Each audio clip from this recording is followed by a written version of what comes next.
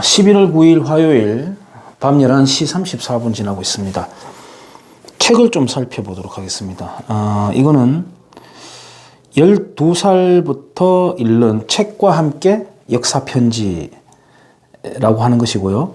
한국사 편지라고 하는 시리즈로 되어 있습니다. 5권짜리인데요.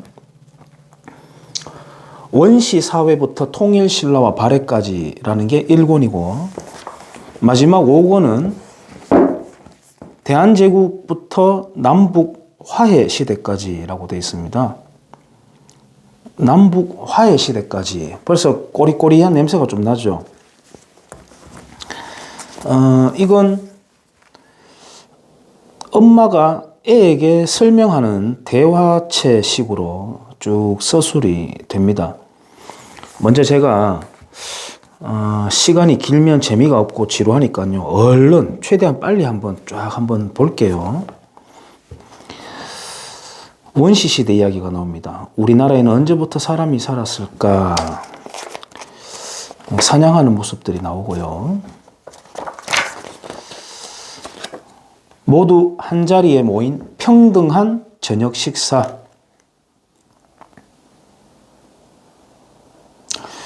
동굴은 아늑하고 편안한 보금자리였어.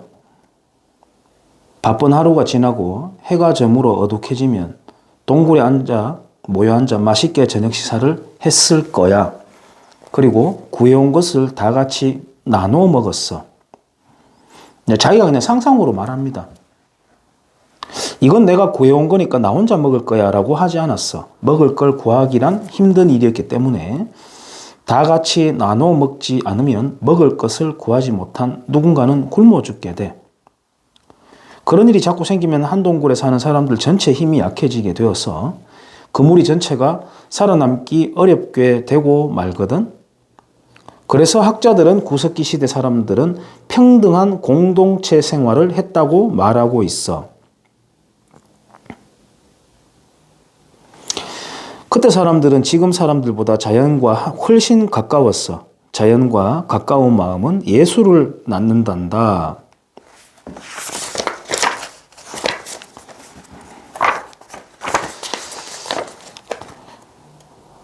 불평등이 생겨나다.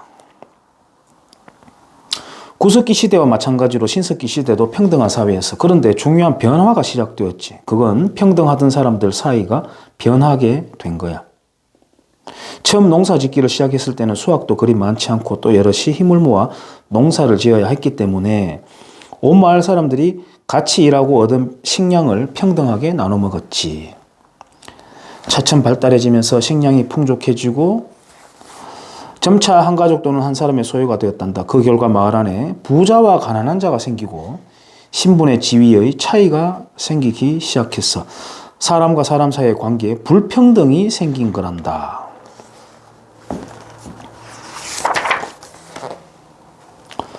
신석기 시대가 끝날 무렵부터 남아도는 식량을 둘러싸고 많이 가진 자와 그렇지 못한 자 사이에 조금씩 차별이 생겨난다고 했지? 사람이 지구에 등장한 이래 몇백만 년 동안 계속되어 온 평등한 공동체가 위기를 맞게 된 거야. 이 위기는 강력한 힘을 가진 지배자를 낳았어. 싸움을 잘 하든지 지혜가 남달리 뛰어나 남들의 존경을 받거나 재산이 많은 사람이 지배자가 되어 나머지 사람들을 다스렸단다. 전쟁을 벌였다, 재물을 뺏었다, 이렇게 쭉 나갑니다.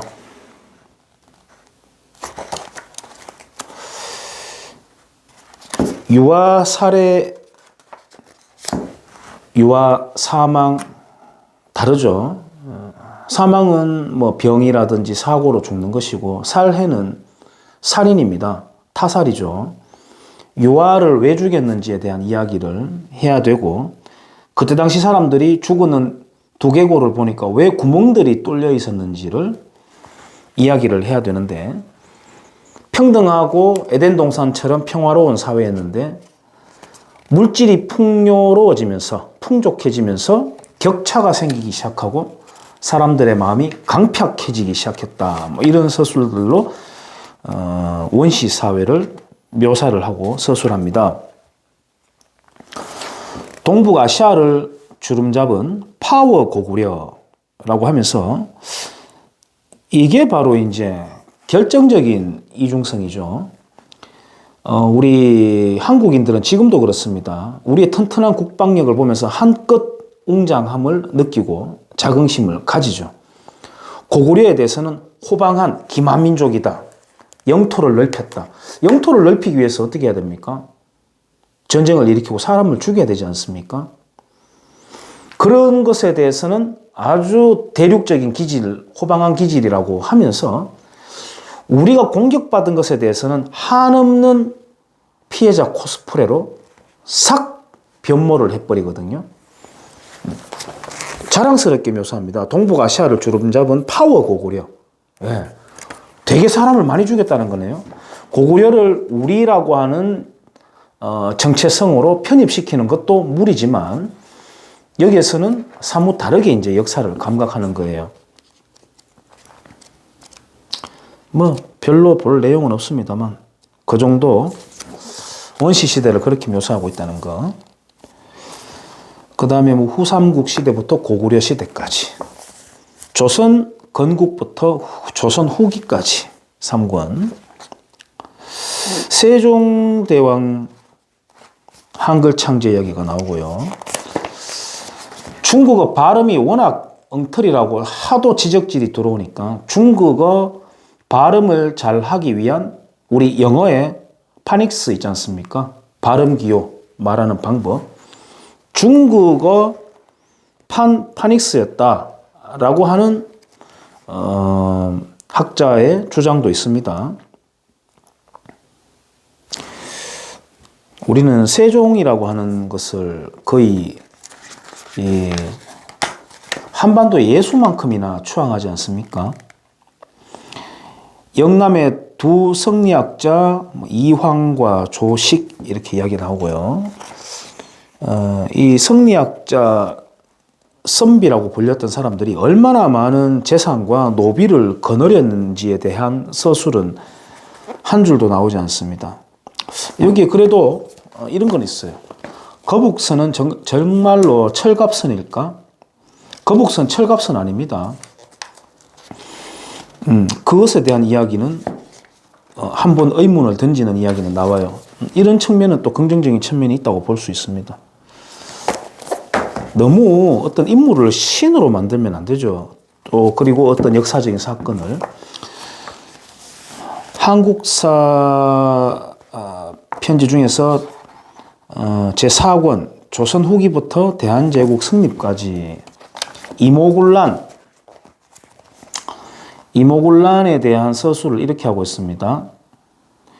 쌀을 일본으로 가져갔기 때문에 군인들에게 쌀이 모자라가지고 군인들이 쿠데타를 일으켰다. 난을 일으켰다. 이렇게 서술하고 있습니다.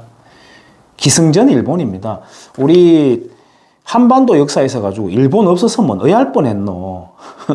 왜냐하면 세상 모두 나쁜 거는 거기다가 다 갖다 붙여야 되기 때문에 도대체 반성이라고는 없죠.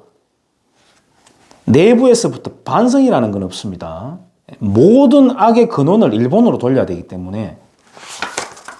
근데 여기 이제 민비를 공격하려고 했다라고 하는데 왜 민비를 공격하죠? 일본이 나쁜 놈인데. 서술하는 저자도 이런 식으로 적다 보면 헷갈리지 않았을까요?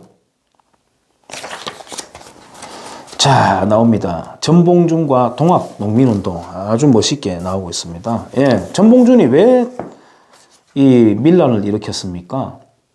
밀란을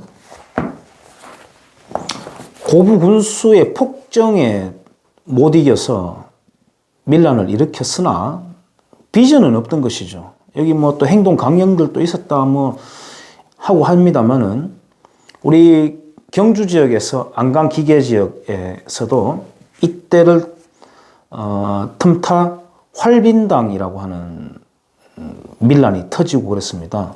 비전 같은 건 없습니다. 물론 고생스러운 착취제도에서 터져나온 것이기 때문에 애석한 동정심은 있습니다만 지도부에 의한 어떤 체계적이고 계산적인 그런 활동이 아니라면 도적대로 그냥 전락할 뿐인 것이죠. 우리 보천보 전투를 포장하면서 김일성이가 항일 영웅이었다, 전쟁 영웅이었다라고 자꾸 이야기하는데 그것도 도적대 활동에 지나지 않았거든요. 그냥 와가지고 조그만한 지서 하나 공격하고 말이죠. 몇 사람 다치게 하거나 죽게 하고 난 뒤에 거기서 노략질을 하고 다녔던 겁니다.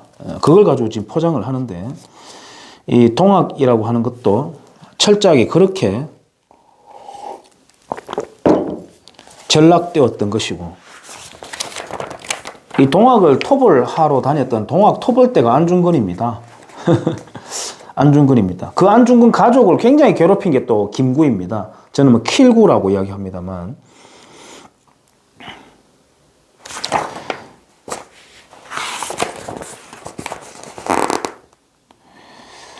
동학운동 활동 반경들 뭐 이렇게 쭉 나옵니다.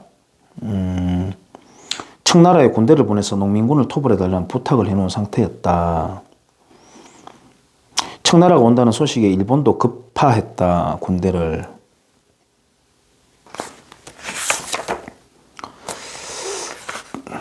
동학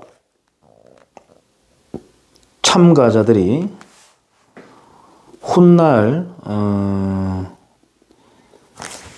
일진회가 되었다는 서술은 여기 나오지 않고요. 우금치 전투 이야기가 나옵니다.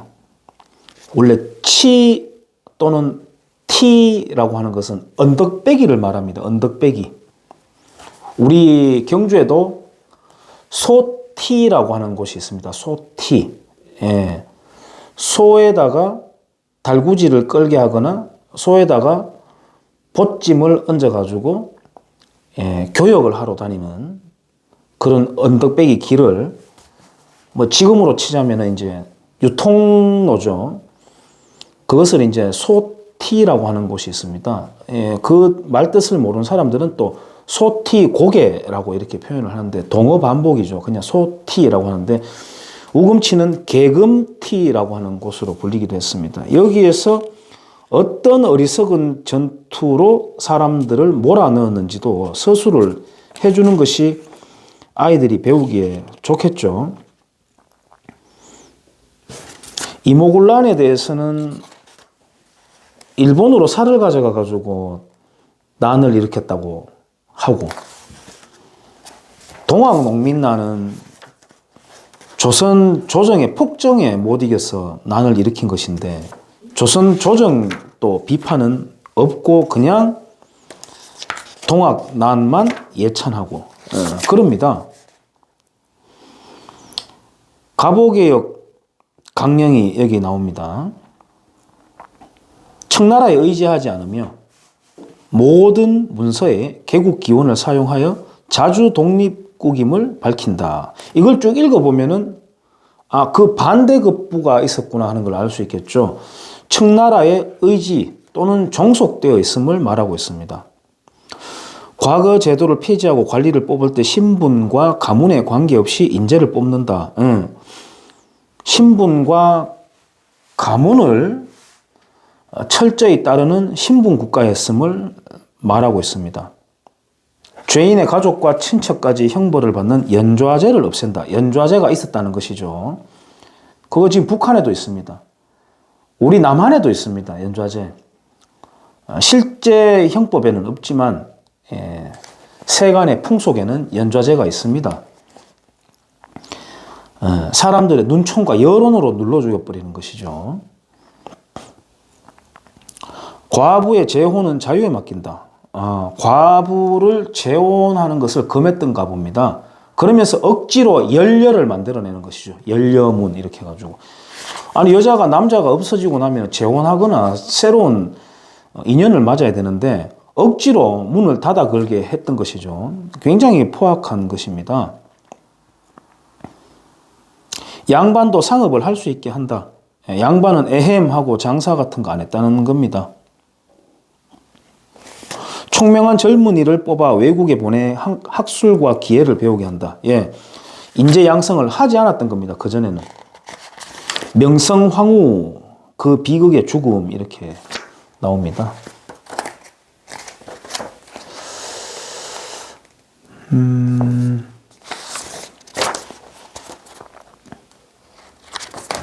뭐 이렇게 4권 넘어가고요. 자, 하이라이트는 바로 이 5권입니다.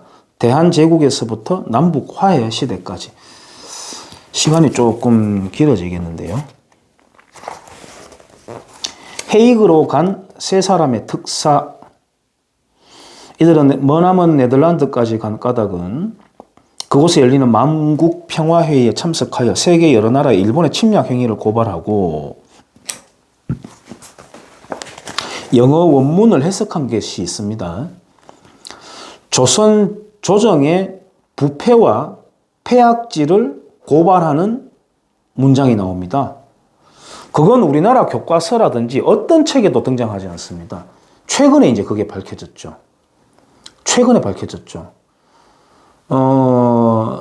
매국노 고종이라는 책이 있습니다. 그게 제가 성함이 박종인인가요? 조선일보 기자 그분이 펴내는 책에 보면은 그 문장이 나옵니다. 예.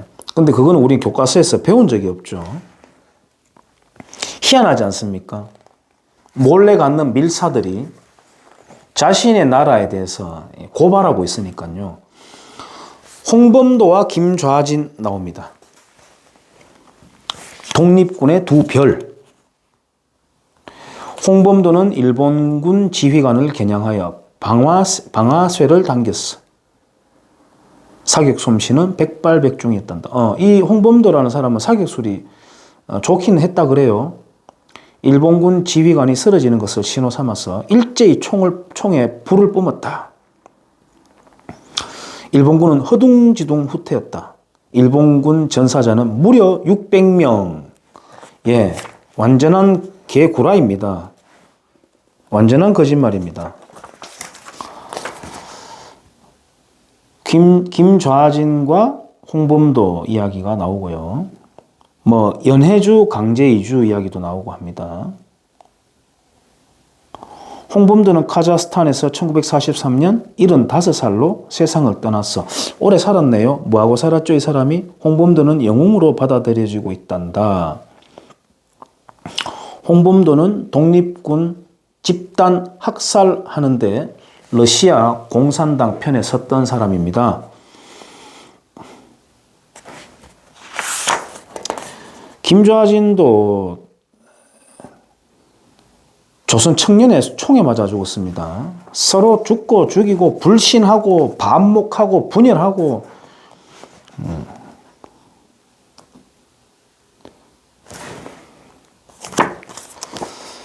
중앙아시아로 쫓겨난 18만 명의 조선인.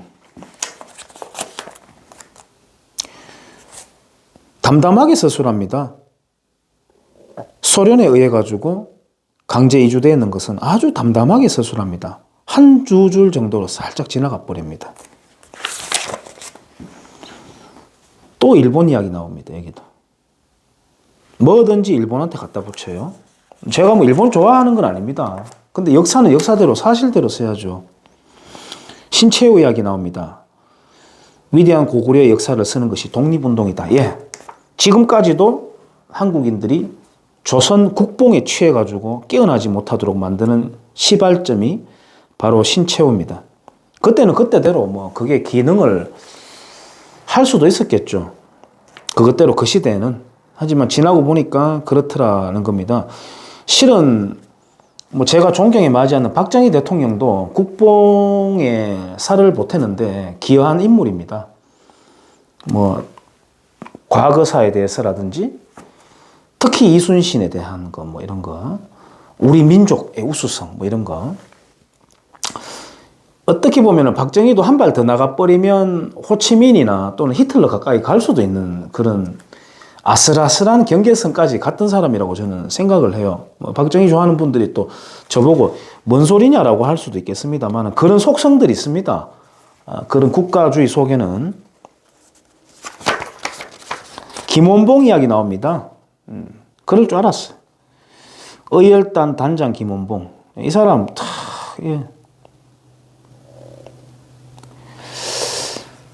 김원봉이는 대한민국으로 쳐들어왔던 사람입니다. 예, 공산주의자입니다. 근데 이렇게 서술하고 있습니다. 김구약이 나오기 시작하고요. 김구약이 나오기 시작하고요.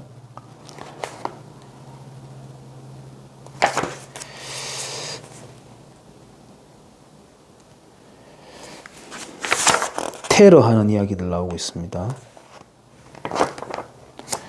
폭탄 들고 있는 이봉창을 꼬드겨 가지고 폭탄 테러 하게끔 하는 스토리들이 지금 다 나와 있습니다. 읽어보면 기가 찹니다. 정말로 기가 찹니다.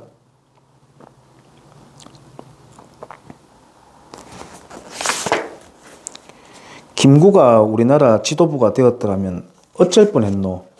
끔찍한 상상을 하게 됩니다. 끌려간 젊음과 비굴한 친일파 이렇게 되어 있습니다. 조선 식민지 하에 2등 국민으로서 살았던 조선인들이 일본군으로 자원 입대하고 장군까지도 되고, 그 일본군들이 인도 차이나 통과하면서 성전보가 울려올 때 우리 삼촌이 이겼단다라고 조선 아이들이 기뻐서 날뛰고 했다라고 하는 그런 기록들, 과연 믿을까요? 과연 믿을까요?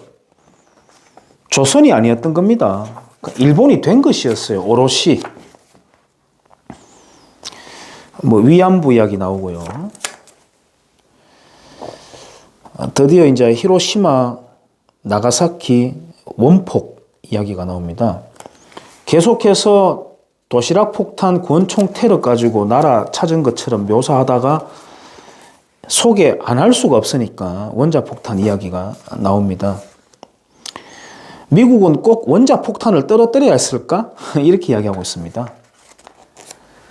원자폭탄 떨어뜨리고 난 뒤에도 그 악질적인 일본 군부가 물러날 생각을 안 했던 것이죠. 이 한반도에서도 무장 일본 병력이 34만 명이 넘게 대한민국에, 조선에 주둔하고 있었고, 그 중에 23만 명이 남한에 주둔하고 있었습니다.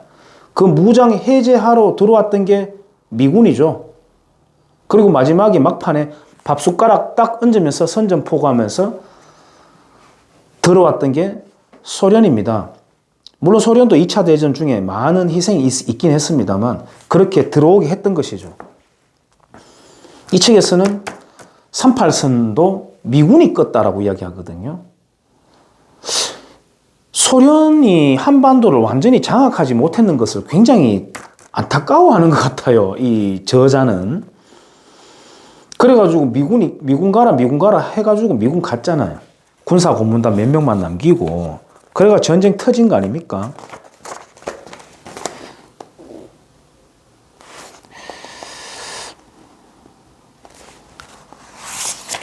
해방이 되면은 바로 건국이 되는 걸로 생각하는 것 같습니다. 이 저자는 굉장히 순진한 생각을 갖고 있어요.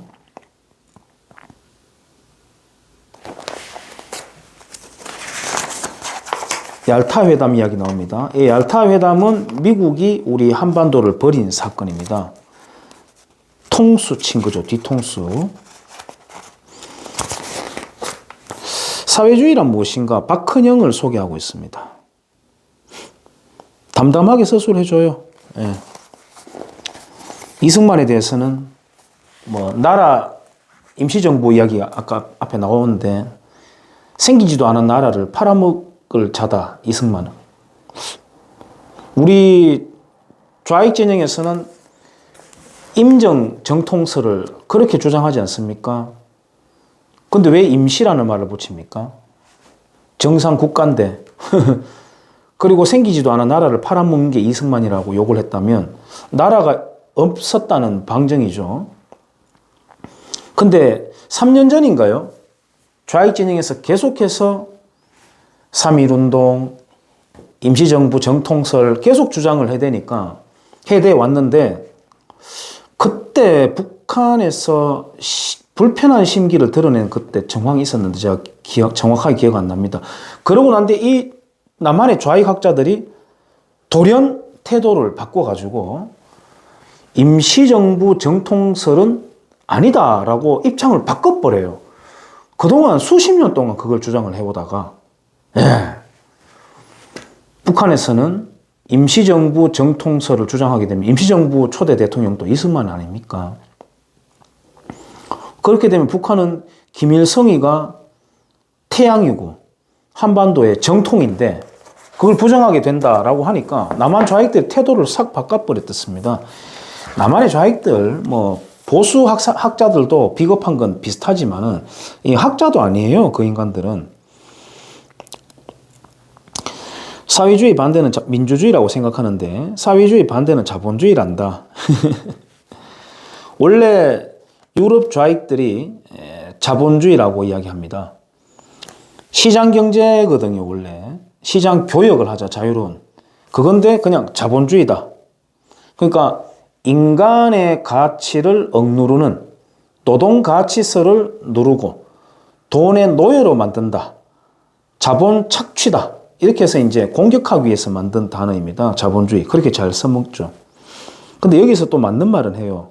아마 실수로 이런 말 한 것 같습니다.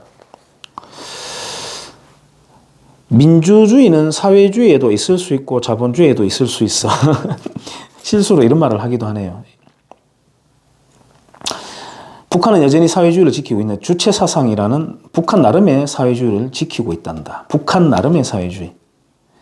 좌익이니 우익이니 하는 말은 해방 후 우리 역사를 읽을 때 참 자주 등장해. 좌익은 공산당, 빨갱이와 같은 뜻으로 써요. 하지만 알고 보면 좌익이니 우익이니 하는 것은 원래는 공산당이나 사회주의나 아무 상관이 없단다.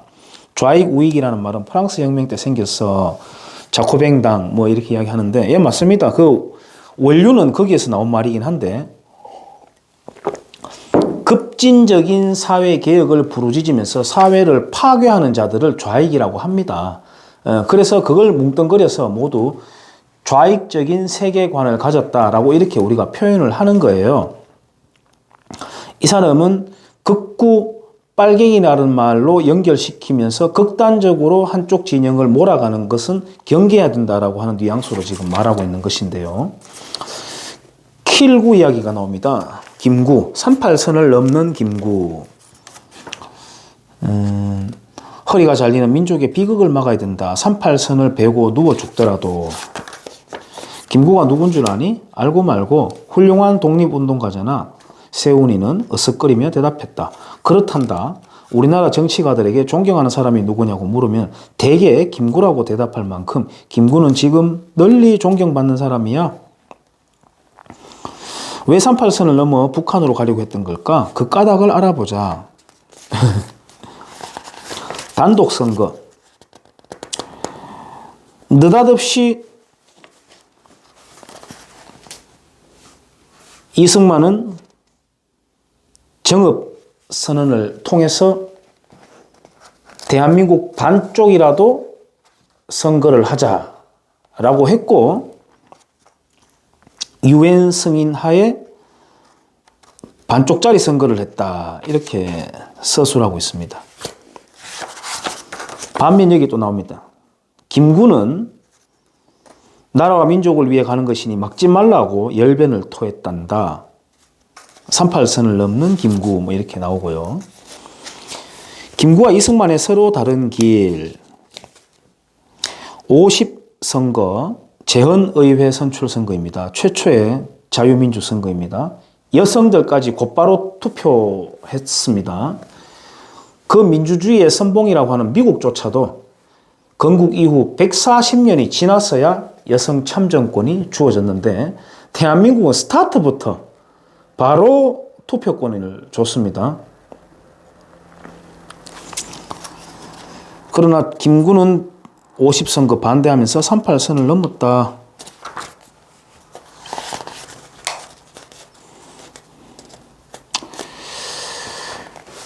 김구가 동학에 들어가 농민군이 되어 싸울 때 김구가 동학에 들어가서 농민군과 싸울 때 그런 기록들이 있습니까?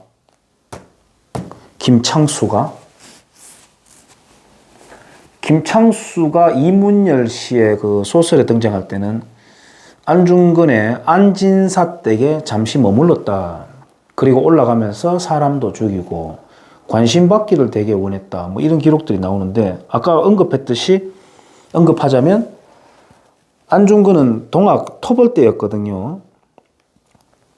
자기 집안에 이제 포수들, 또 머슴들 이끌고 이제 동학 토벌대였거든요. 안중근은. 김구가 농민군에 대해서 싸울 때 이승만은 배제학당에 들어가서 영어를 배웠다. 독립협회에서 계몽운동을 했다. 김구가 일본인을 살해한 죄로 감옥에 갇혔을 무렵 아마 이게 치아포 살인인가요? 뭐 명성 황후 시해자 아니냐 이런 식으로 죽였다고 하는데 그냥 사람 때려 죽인 겁니다. 굉장히 포악한 사람입니다. 이 사람이요. 김구에 대해서 아시는 분들은 아시죠? 김구는 탈옥하여 절에 들어갔지만 이승만은 선교사의 도움으로 석방되어 미국으로 갔단다. 이승만은 이때부터 혁명을 일으키려고 했던 것이죠. 사형 언도가 내려졌던 겁니다. 이승만이야말로 조선 왕실 족보를 가진 사람입니다. 혈통이 있는 사람인데 그 체제를 뒤집으려고 했던 사람인 것이죠. 아예 이 체제 자체를 쭉 소개가 됩니다. 이승만은 전라북도 정읍에서 놀라운 말을 했단다. 남쪽만이라도 임시정부 같은 위원회 같은 것을 만들어서 38선 이북에서 소련이 물러나도록 하자. 이때 이전에 이미 북한에서는 인민위원회 조직이 만들어졌습니다. 해방 후 이승만과 김구가 경복궁에서 만나 악수를 하고 있구나. 그런데 그 뒤 두 사람이 간 길은 서로 달랐다. 김구는 통일된 나라의 문지기가 되고 싶어 했지만 결국 암살당했어. 이승만은 분단된 나라의 첫 대통령이 되었지. 무엇이 그 두 사람의 일생을 그토록 다르게 만들었을까? 미국이 정식으로 단독 선거를 입 밖에 내기도 전에 이승만이 먼저 주장한 거란다. 위대한 주장인 겁니다. 위대한 주장인 겁니다. 미국은 이 땅을 일본으로부터 해방을 시켜놓고 좌우 별로 관심 없었습니다. 합작이든 뭐든 대충 봉쇄해놓고 예를 들어서 지금 아프간 같은 것처럼 또는 예멘 같은 것처럼 내전적인 상황이든 뭐든 어느 정도 봉쇄해놓고 떠나려고 했던 것이죠. 그런데 이승만이 그 미국의 멱살을 콱 잡아 뜯은 겁니다. 어딜 가려고? 해방만 해놓으면 끝나냐? 너희들 나라와 같은 자유공화국을 여기다가 만들어야 될 거 아니냐? 너희들은 책임 없느냐? 붙들어 맸던 것이죠. 미국 국무부가 이승만을 얼마나 미워했습니까? 김구는 포기하지 않고 통일을 위한 노력을 계속해서 그러던 중에 피살당하고 말았어. 아직까지 김구를 죽이게 한 것이 누구였는지는 아직까지 분명히 밝혀지지 않고 있어. 뭐가 안 밝혀졌습니까? 다 밝혀졌는데. 뭔가 이 뉘앙스를 보면은 이승만과 자꾸 연결시키려고 하는 느낌을 받을 수 있죠. 제주도 4.3 항쟁, 4.3 항쟁이라고 표현합니다. 4.3 항쟁도 시작은 단독선거 반대운동이었어. 봉우리마다 봉화가 피어올랐어. 미군은 즉시 철수하라. 나라 망치는 단독선거 절대 반대한다. 대한민국 정부가 수립되고 이승만 대통령이 취임한 다음 제주도에 대대적인 토벌작전이 시작되었어. 공산당원을 처단한다는 이유였단다. 4.3은 1948년 50선거를 저지하기 위해서 4월 3일, 원래 3.1운동 행사 때부터 촉발되는데요. 그때 이제 말탄 경찰관의 쇠꼬챙이를 누군가가 항문을 쑤셔버리는 거죠. 일부러 놀라게 하려고. 일부러 놀라게 하려고. 항상 그런 식입니다, 얘들은. 그래가지고 그 말이 뒷발을 차는데 애가 맞아가지고 이제 넘어졌죠. 애라고 하면 안 되는데, 그건 지금 돌아가셨는지 모르겠는데, 건강하게, 멀쩡하게 평생을 잘 사신 분이에요. 그래가지고 저 경찰이 일본 앞잡이 경찰이 우리 동네 애 다치겠다라고 이제 폭동 소요가 일어나고 뭐 그런 식입니다. 그다음 메커니즘이 있습니다. 폭동을 일으키는 메커니즘. 어쨌든 48년 4월 4.3 폭동인데 이승만이 어떻게 진압 명령을 내립니까? 이승만은 8월 15일 날 대통령이 되는 사람인데 건국 초대 대통령이 그리고 다 섞어놓고 뭐 죽였다. 4.3 항쟁은 확실하게 진실이 밝혀지지 않은 채로 남아있다. 뭐가 진실이 안 밝혀졌습니까? 애꿎게 희생된 사람들 안타까운 죽음이 있습니다만 분명한 개요가 다 있는데 뭐가 안 밝혀집니까? 4.3 항쟁이라 하면 친일 세력들과 미군정이 합작해서 분단으로 이끌려고 하는 것에 대해서 저항했던 통일운동이다. 그래서 항쟁이다 라고 말을 하는 사람이 지금 대한민국 대통령입니다. 6.25 전쟁 이야기가 나오고요. 국군하고 인민군하고 누가 더 나쁜 거예요? 왜 서로 싸웠을까? 따지고 보면 미국과 소련의 전쟁이었으며 대리전쟁이었다고도 해. 뭐 그런 성격이 있습니다. 성격이 있습니다. 예. 세계 전쟁이었던 것이죠. 뭐 국내에서 서로 밀란을 일으키거나 생각이 서로 달라가지고 잠깐 형제간에 다투었다라고 하는 그런 서술은 아니니까 다행이긴 합니다. 세계 대전이었던 겁니다. 2차 대전의 연장전이었던 거예요. 6.25 전쟁은. 그 이념전이 지금까지도 이어지는 겁니다. 지금 총칼만 안 들었다 뿐이지. 예. 선거 전쟁을 벌리고 있지 않습니까? 지금 대한민국에. 6.25 전쟁 이야기 쭉 나오고요. 뭐 당연히 나올 것입니다. 끊어진 한강다리 이야기 나오고요. 워낙 뻔한 플롯이기 때문에 거의 외우다시피 합니다. 대동강 철교 피난민들 나옵니다. 아니 인민군 그 북한 공산당 치하의 삶이 평화로웠다면 왜 대동강 철교로 피난민들이 이렇게 다리에 매달려 가면서까지 내려오죠?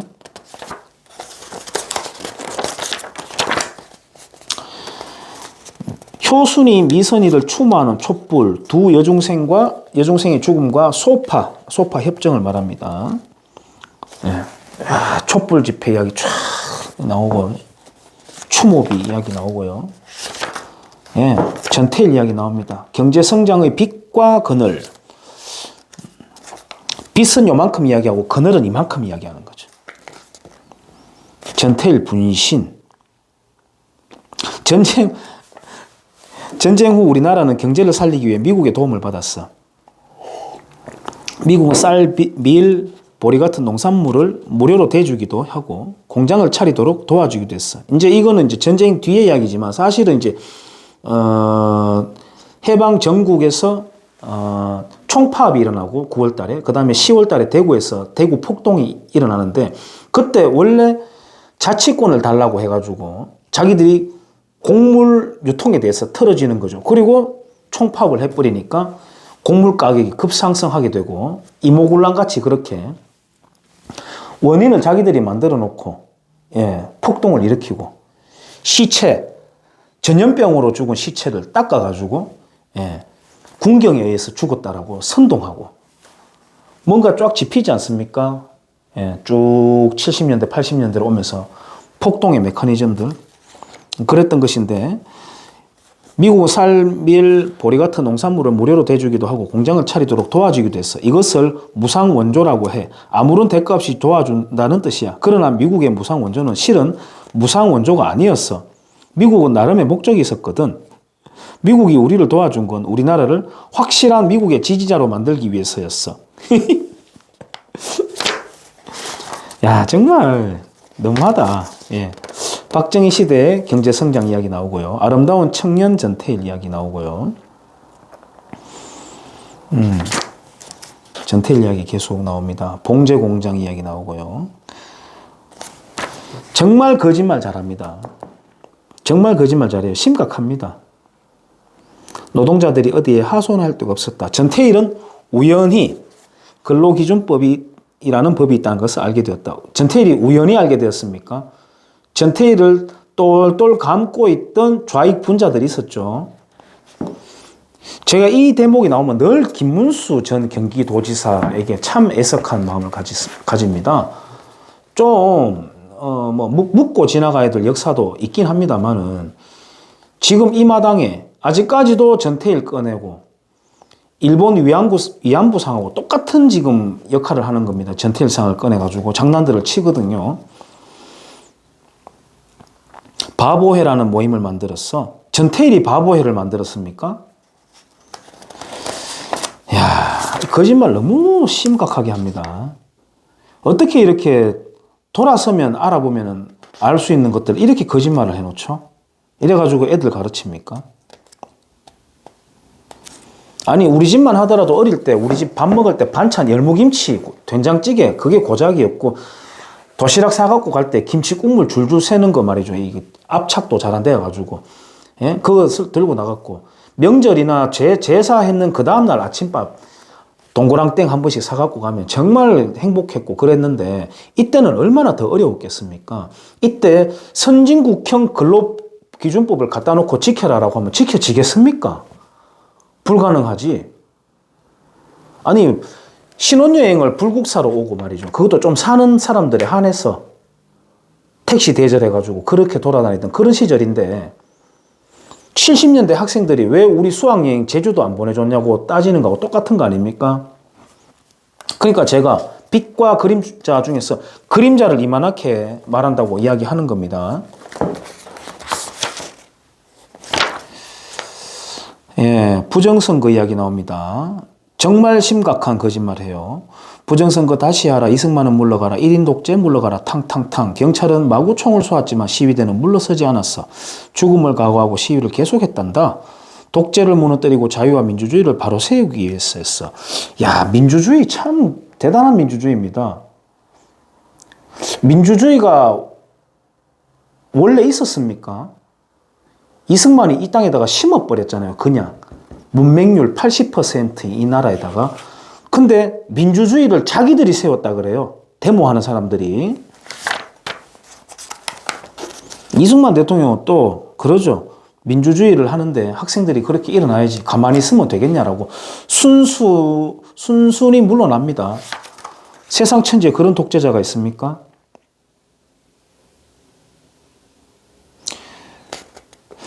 한번 보세요. 정말 심각하게 거짓말합니다. 전쟁의 상처가 웬만큼 아문 1960년 3월 15일.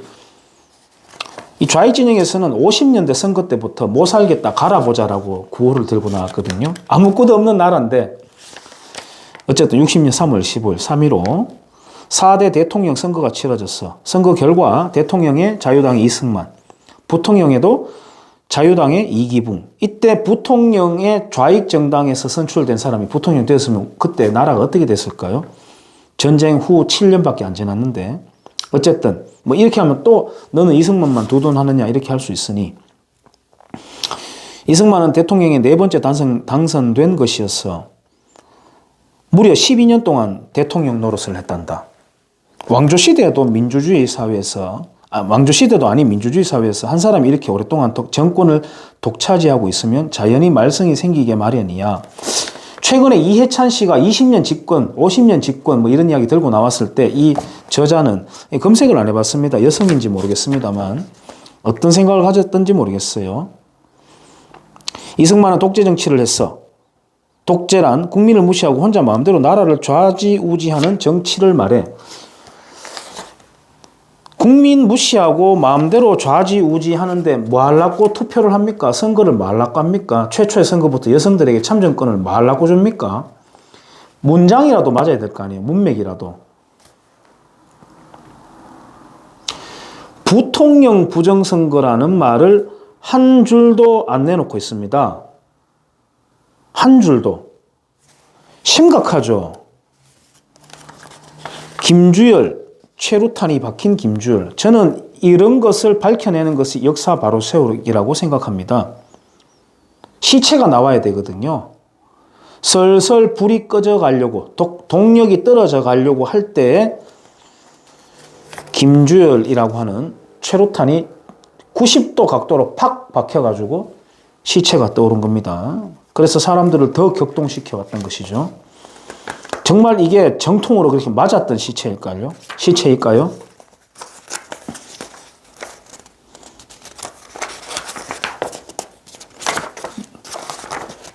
구호가 바뀌죠. 처음에는 부통령 부정선거였어. 이승만 하야. 그리고 나중에는 가자 북으로 오라 남으로 막 이렇게. 그때 실제 기록에 김일성이가 이때를 틈타서 소요를 더 키워라라고 했던 그런 훈시, 지령도 있습니다.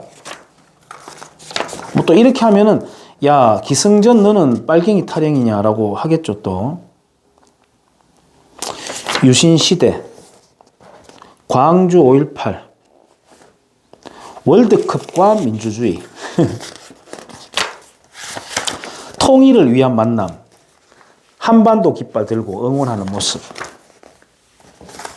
엄마 나 너무 떨려서 러시아 여행 가서 북한 사람을 만났을 때, 그러니까 엄마가 용감하던데 악수까지 하고, 그래야 되겠더라고. 언제 또 북한 사람을 그렇게 가까이서 만날 수 있겠어.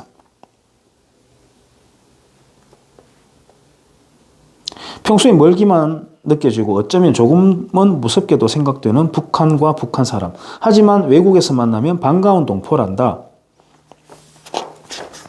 그러면서 김정일하고 손잡고 얼싸안고 있는 김대중 그림이 그려져 있고요. 연표를 떡 그려놓고 있는데 대한민국 역사를 이렇게 하고 있습니다. 1943년 일제시대, 1945년 해방, 미군정 이래놓고 있고요. 김구 38선 방문, 넘어서 방문, 1950년 전쟁, 1970년 전태일 분신, 1987년 민주항쟁, 그 다음 마지막 김대중, 김정일 얼싸안고 있는 장면, 이렇게 연표를 이렇게 쭉 그려놓고 있습니다. 이 한반도 역사 근대사를 이렇게 요약을 해놓습니다. 그림으로. 어린아이들은 이런 도식으로 만들어진 이 표를 굉장히 중요하게 생각하거든요. 잘 인식을 하거든요. 북한의 소년단 어린이들, 이 어린이들이 얼마나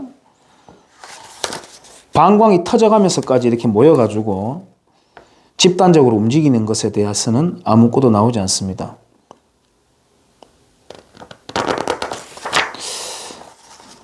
너무하다. 진짜 너무하다. 왜 통일을 해야 될까? 통일하면은 돈도 든다. 또 분단이기 때문에 국방비가 많이 든다. 그러니까 흡수통일, 여기 나옵니다. 흡수통일 같은 건 하면 안 된다. 체제를 인정하면서 합치자. 응원했다. 우리는 한 결이다. 아리랑을 부르면서 부산 아시안게임 이야기 나오고요. 부산 아시안게임에서 북한 응원단 여자들이 김정일이 사진 떨어졌는 거 현수막 들고 울며 불며 쫓아가던 그런 사진이나 한번 걸어보지 왜요? 통일을 위하여 북진 통일, 김대중, 김정일 술 먹고 있는 모습 나옵니다. 여기 보니까 미투 사건으로 가버렸는 풍차 돌리기의 달인 고은도 나오고 뭐 그러네요. 여기 온갖 인간들 다 모여 있습니다. 이렇게 서술되는 건데요. 이거는 교과서는 아닙니다. 하지만 애 키우는 부모들이 꽤나 애들한테 읽히나 봐요.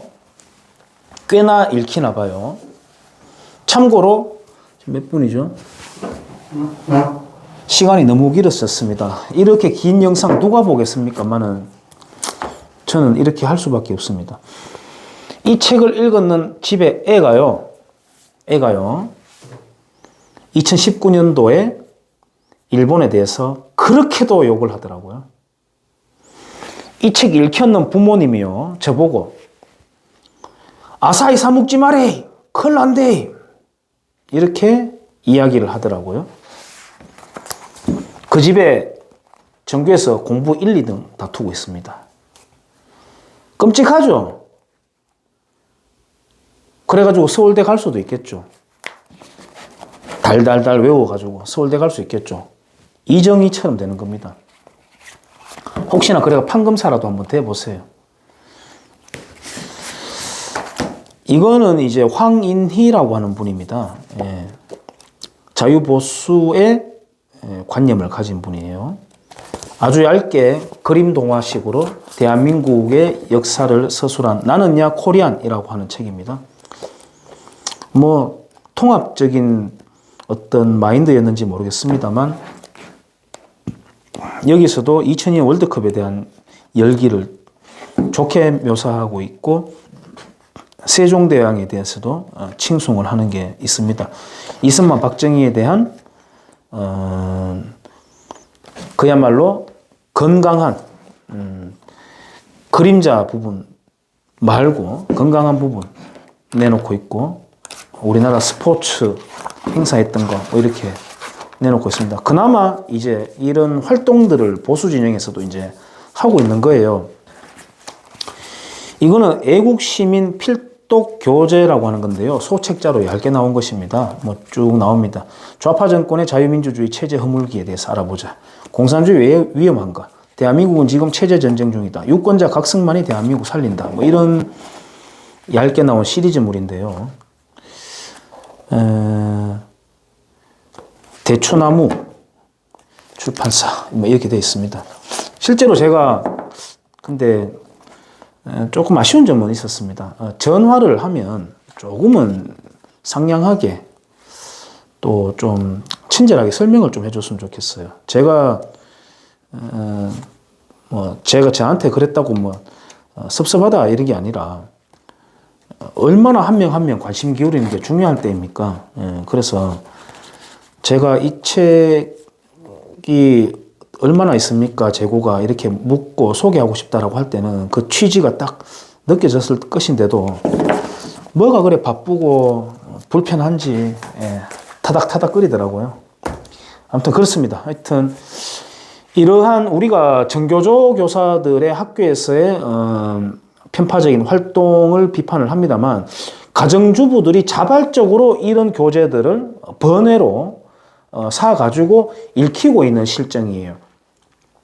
지금 중앙 어떤 정치에 대해서 우리가 계속 이야기하는데요. 밑에 심각해지는 거거든요. 지금 이게 계속 오랫동안 지속되어 왔습니다.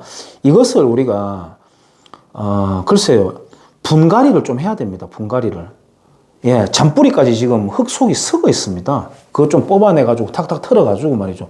깨끗한 토양으로 분갈이를 좀 해야 됩니다. 그래서 제가 보니까 50 몇 분이 지나가고 있는데요. 좀 길게나마 이런 책들도 있다.